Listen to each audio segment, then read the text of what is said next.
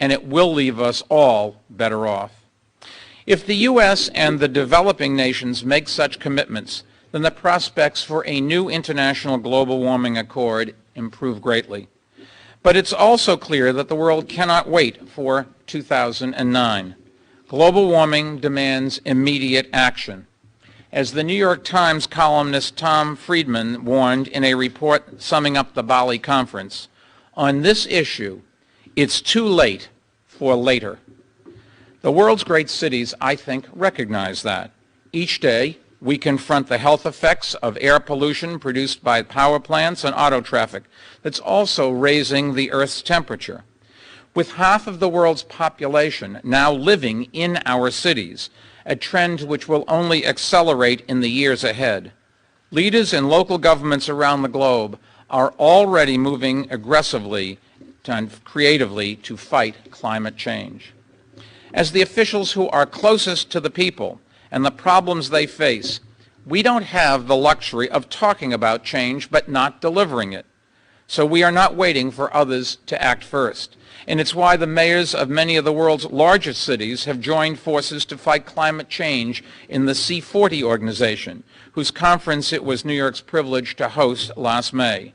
It's why, even though our national government has yet to approve the Kyoto Protocol, more than 700 cities in the United States, representing more than 80 million Americans, have pledged to meet its goals. And it's why, later this year, New York City will convene a two-day conference of representatives from more than 20 major world cities. It will feature experts from around the globe in such fields as transportation, city planning, public health, and other disciplines.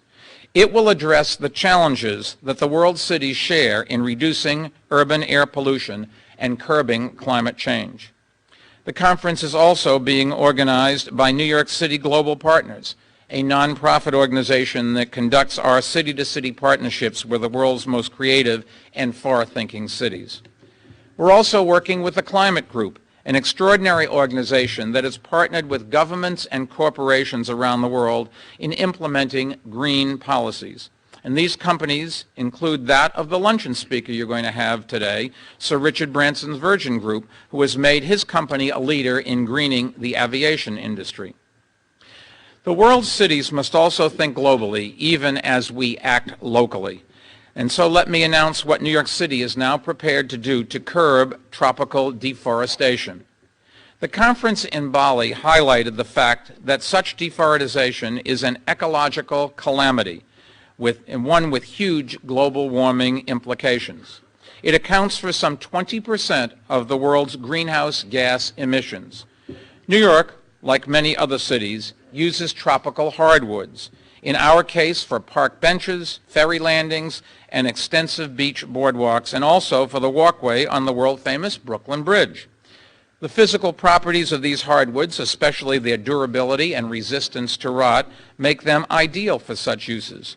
And as any engineer will tell you, once you've designed a structure for one material, you just can't use a replacement. You've got to go back to the drawing board.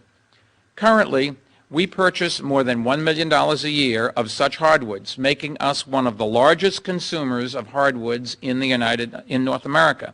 Nevertheless, I made a commitment in Bali that we would assess New York City's use of these hardwoods and develop an ambitious and achievable strategy to reduce it.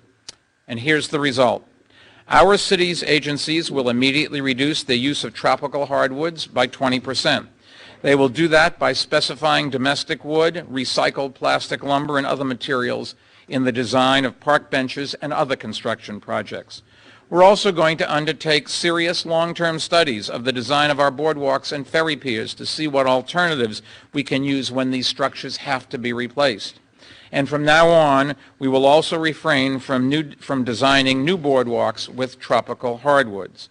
New Yorkers don't live in the rainforest, but we do live in a world that we all share, and we're committed to doing everything we can to protect it for all of our children. And that's just one example, I think, of how not just New York, but other cities of the world can help shape a better future for our world. We do small things, but the small things all add up. And the key is that we do things. And as you and your governments look forward to Copenhagen, let me conclude by repeating a message that I delivered in Bali. Make the cities of your nations active participants in that process, because we bring much to the table. From the dawn of civilization, we have always been the hub of human industry and the matrix of human invention. The scientific curiosity, thirst for discovery, and enterprising spirit fostered so long ago in medieval cities launched the process that today knits our world together into one global community. It was said then that city air is freer because cities liberated people from the bonds of feudalism.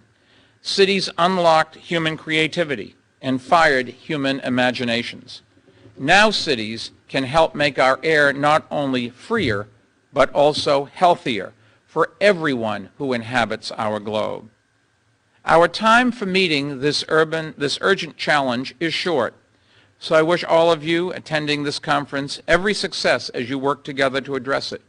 Good luck to all of you, and for those who have come from great distances to attend this conference, thank you very much for what you're doing. The future of our planet really is in your hands, and welcome to the capital of the world, New York City.